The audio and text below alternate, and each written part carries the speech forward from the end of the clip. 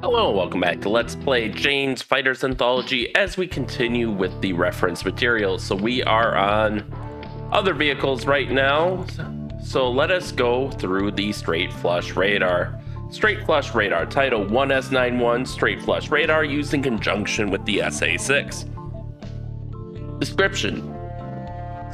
Straight flush has a similar chassis to that of the SA6 with a range of 55 to 75 kilometers and a 10,000 meter altitude capability depending upon conditions and target size, and performs limited search, low altitude detection acquisition, false Doppler IFF interrogation, target tracking and illumination, missile radar command guidance, and secondary radar missile tracking functions. Vehicle also carries the fire control computers for the missile battery. Some modified straight flush vehicles have been observed with a TV camera of 30 kilometer range to enable the battery to remain in action even if the vehicle's radars are jammed or forced to shut down because of the threat of anti-radiation missiles. Straight flush can also be linked to the launch vehicles by either a radio data link or a 10 meter long cable for direct data input to the launcher systems. The data link antenna is carried on the right forward hull corner of the SPU. The upper foldable straight flush 28 kilometer range dish antenna is of the conical scanning type and is used for low altitude H-band sector search scans, target tracking, and target illumination. The lower parabolic antenna is of the G-band 55 to 75 kilometer range medium altitude target acquisition and early warning radar type, with the lower feed for medium to high altitude coverage and the upper feed for low altitude coverage. A typical engagement takes place as follows. The surveillance radars acquire potential targets at ranges of up to 275 kilometers.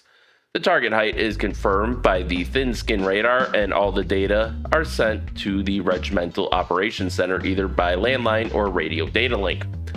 The operations van interprets the radar data and selects the appropriate battery to engage the targets. Data on the selected target is passed to a regimental signals van and then on to the firing battery command and control center truck.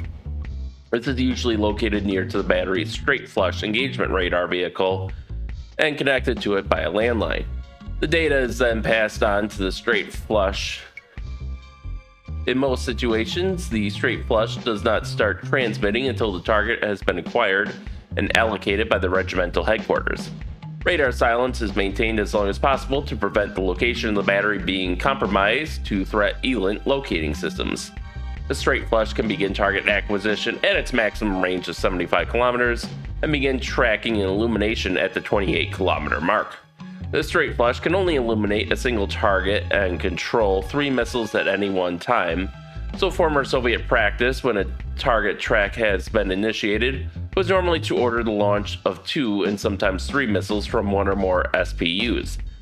These were tracked using their G and H band tail fin tracking beacons to monitor the trajectories. The straight flush fire control computer uses these signals to generate course corrections, and each weapon is then guided on an intercept course via controlled transmission commands sent to the reference antenna located in the lower left tail fin. Missile's terminal attack phase is flown in a semi-active homing mode, with the seeker homing in on the reflected energy from the continuous wave illumination radar. Course flown in both phases is of the lead pursuit type.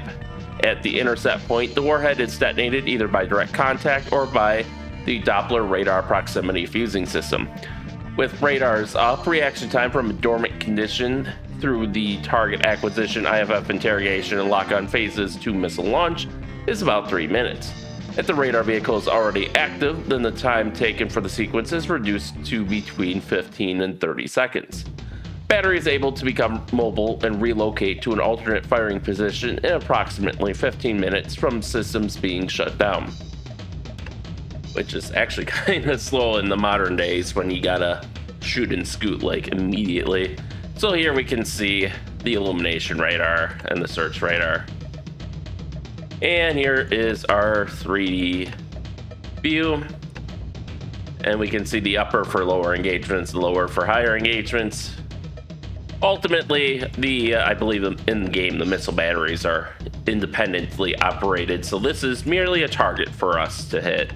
and nothing more, but an impressive amount of detail nonetheless for such a target that you probably won't ever see up close. So with that being said, thank you all for watching, and stay tuned for next time, and stay safe out there, and we'll see you then.